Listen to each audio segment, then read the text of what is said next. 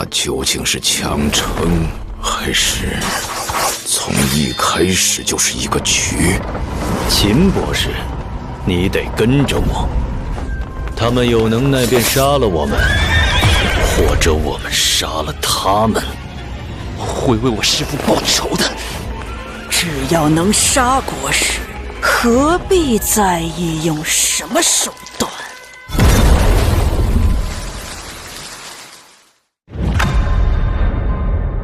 ？Dalam perjalanan ke selatan mengikuti pengajar kekaisaran, Kinmu mengabaikan gurauan tentang gaya bicaranya yang dianggap menyanjung dan langsung berkonsultasi mengenai hambatan kultivasinya. Ia merasa alam 5 elemen memiliki kekuatan terpendam yang sulit dilepaskan, berbeda dengan alam janin roh yang efektif mengendalikan chi vital. Pertanyaan tentang cara membangkitkan kekuatan harta karun 5 elemen ini segera menarik perhatian rekan-rekannya, yang selama ini juga merasa bahwa tingkatan tersebut tidak memberikan peningkatan kekuatan yang signifikan dibandingkan sebelumnya. Reaksi tercengang pengajar kekaisaran segera berubah menjadi kekecewaan mendalam terhadap akademi kekaisaran yang dianggapnya gagal mendidik generasi ini. Ia lantas menjabarkan esensi sebenarnya dari alam 5 elemen, sebuah resonansi antara harta karun ilahi dalam tubuh dengan penguasa bintang 5 elemen di langit.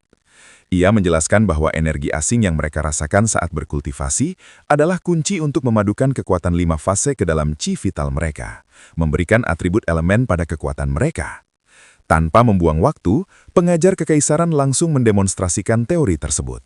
Dengan gerakan tangan sederhana, ia berturut-turut memanifestasikan perisai emas yang kokoh, memicu pertumbuhan vegetasi liar di sekitarnya, serta memanggil gelombang air dan awan api yang menerbangkan rombongan tersebut ke angkasa.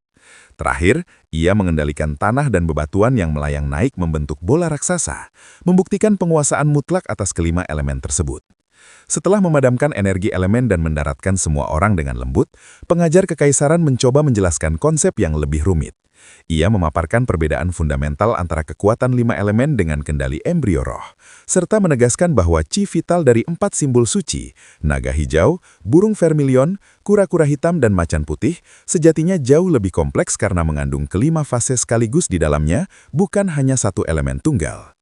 Sayangnya, penjelasan mendalam itu hanya disambut dengan tatapan kosong seolah para siswa sedang mendengarkan kitab surgawi yang tak terpahami, membuat sang pengajar menggeleng frustrasi dan melabeli mereka sebagai angkatan sarjana paling bebal yang pernah ia hadapi.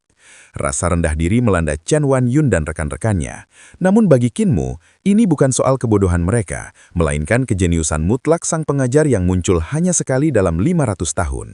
Kesenjangan bakat itu bagaikan langit dan bumi.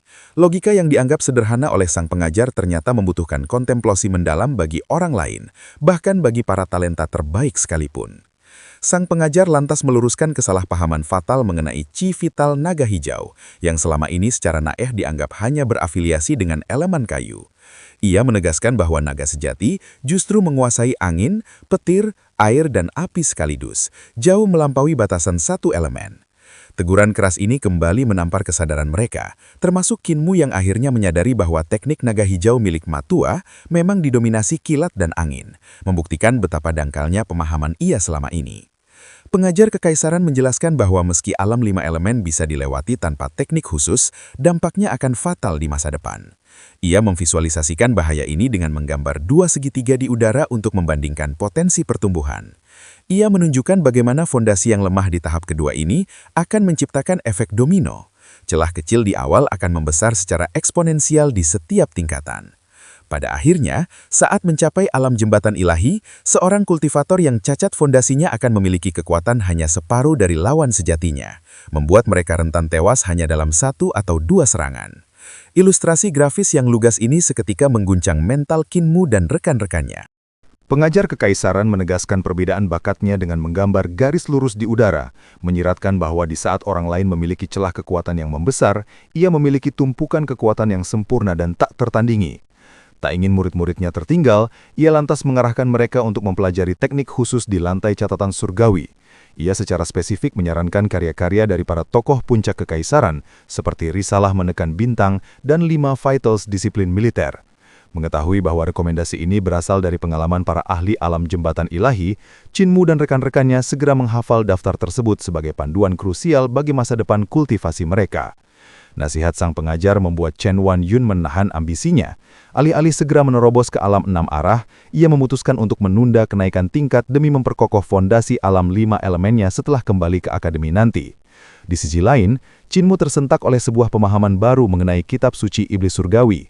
Ia menyadari bahwa teknik-teknik sederhana yang tersebar di dalamnya, yang selama ini dianggap remeh, sering disalahartikan sebagai ajaran sesat dan hanya diajarkan pada murid biasa, sebenarnya adalah kunci rahasia untuk menyempurnakan setiap tingkatan kultivasi, mulai dari 5 elemen hingga jembatan ilahi. Qin Mu akhirnya mengerti bahwa teknik dasar yang menyokong 360 aula sekte iblis ini bukanlah jurus lemah yang harus dibuang dari teknik persatuannya, melainkan kepingan puzzle krusial yang baru ia temukan berkat petunjuk tak sengaja dari pengajar kekaisaran. Qin Mu segera memanfaatkan momen itu untuk melengkapi kekurangan teknik 3 eliksir tubuh penguasa miliknya dengan menggabungkan 5 teknik elemen dari kitab suci iblis surgawi. Di sisi lain, sesi tanya-jawab rekan-rekannya berjalan penuh tekanan. Pengajar kekaisaran memaparkan wawasan tentang pedang, ajaran Buddha, dan teknik tempur dengan kecepatan kilat, berpindah topik sebelum Yue Qinghong, Yun Kue, atau Chen Wan-yun sempat mencerna ilmunya. Ketakutan akan label murid gagal membuat mereka tidak berani bertanya ulang. Satu-satunya pengecualian adalah Si Yun Xiang yang menerima bimbingan lebih mendalam dan perhatian khusus dari sang pengajar karena koneksi masa lalu mereka. Keberanian budak serigala bertanya akhirnya muncul, meski ia berasal dari negara tokoh serigala yang berseberangan. Tanpa memandang ras atau latar belakang, pengajar kekaisaran memegang teguh prinsip bahwa pendidikan adalah hak semua makhluk. Ia pun menurunkan ilmu pedangnya tanpa menahan sedikit pun rahasia, membuat rombongan kembali hening saat meresapi ilmu yang padat itu. Keheningan pecah ketika Hu Ling-er dengan percaya diri menawarkan diri untuk mengajari sang pengajar tentang kultivasi iblis yang belum pernah dipelajarinya. Pengajar kekaisaran menyimak dengan serius pemaparan Hu Ling-er mengenai teknik dari Istana Naga dan ketiadaan harta karun ilahi pada ras iblis. Namun situasi segera berbalik. Sang pengajar justru membedah dan menyempurnakan kembali teknik penciptaan roh yang baru saja didengarnya dengan kedalaman yang membuat Hu Ling-er terpesona. Rubah kecil itu akhirnya menyadari ironi yang terjadi. Niatnya mengajari berakhir dengan ia yang kembali diajari, sebuah pertukaran ilmu yang hanya disambut dengan dengusan sinis dari naga kilin. Suasana berubah drastis ketika berkas-berkas cahaya merah api turun dari langit dan menghujam tubuh Qin Mu di bawah tatapan tajam pengajar kekaisaran. Energi itu begitu panas hingga membakar bulu Hu Ling-er yang mencoba menyentuhnya. Tak lama, tubuh Qin Mu mengalami metamorfosis mengerikan disertai bunyi tulang yang bergeremetak.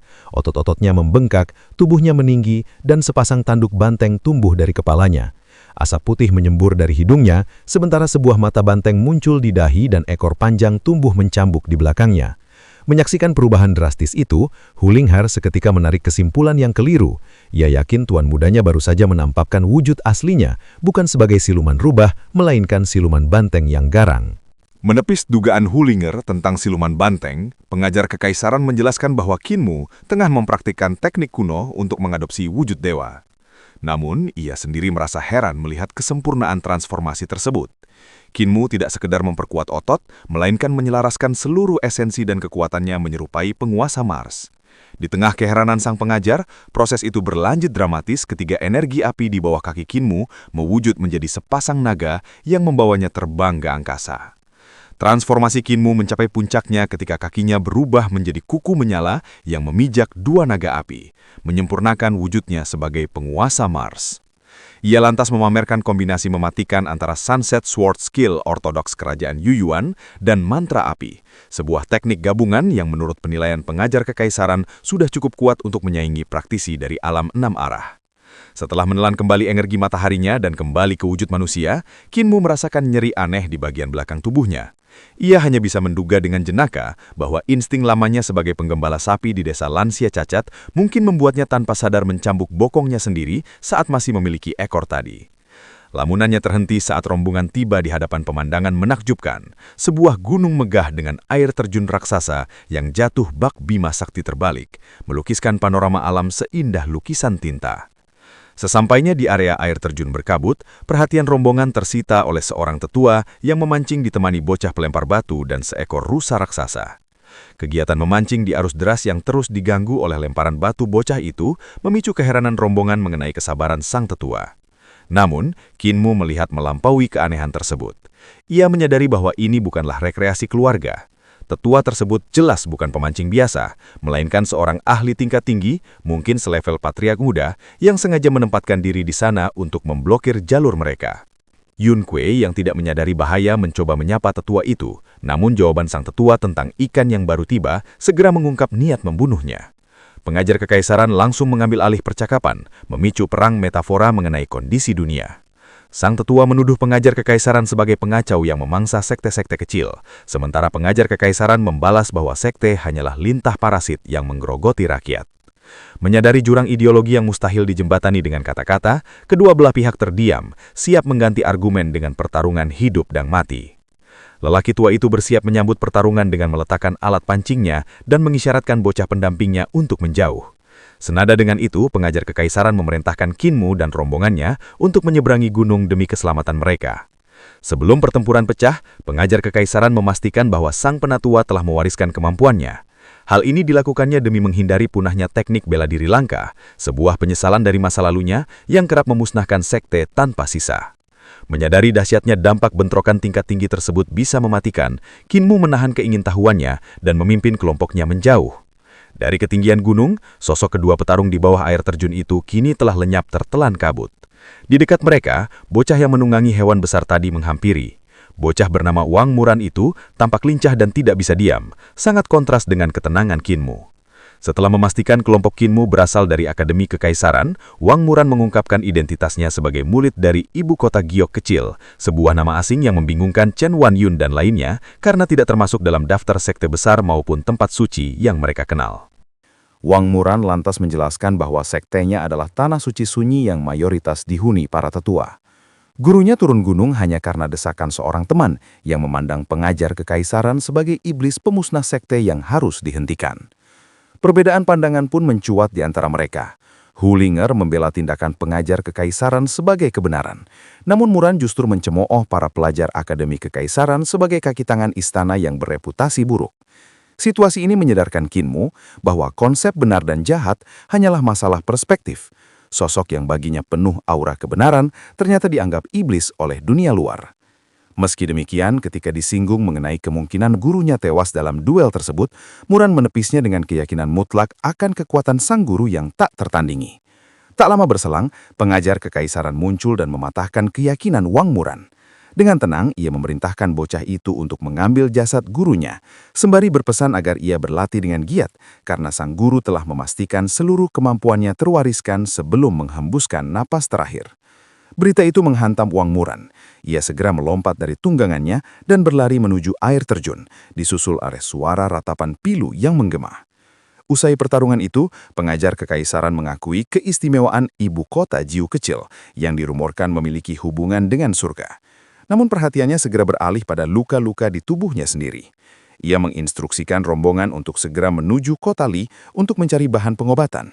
Kinmu menyanggupi hal tersebut, menyadari bahwa mengobati cedera pada sosok sekuat pengajar kekaisaran bukanlah perkara mudah dan akan membutuhkan racikan resep yang sangat rumit. Wang Muran membawa jasad gurunya di atas tunggangan dan dengan penuh amarah bersumpah akan membalas dendam kepada pengajar kekaisaran.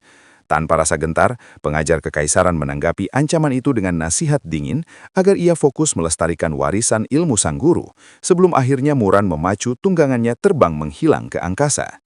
Pengajar kekaisaran lantas mengungkapkan fakta pahit bahwa tetua tersebut hanyalah korban yang dimanfaatkan musuh untuk menguji kekuatannya. Ia menjadikan momen ini pelajaran bagi Kinmu mengenai kelemahan ibu kota Jiu kecil. Meski berlatar belakang kuno dan kuat, isolasi panjang membuat teknik mereka usang tertinggal kemajuan dunia luar. Menyadari kejamnya intrik di mana nyawa seorang ahli pun hanya dijadikan alat percobaan, Kinmu merenung serius bahwa pergolakan sesungguhnya baru saja dimulai saat rombongan mereka akhirnya tiba di kota Li.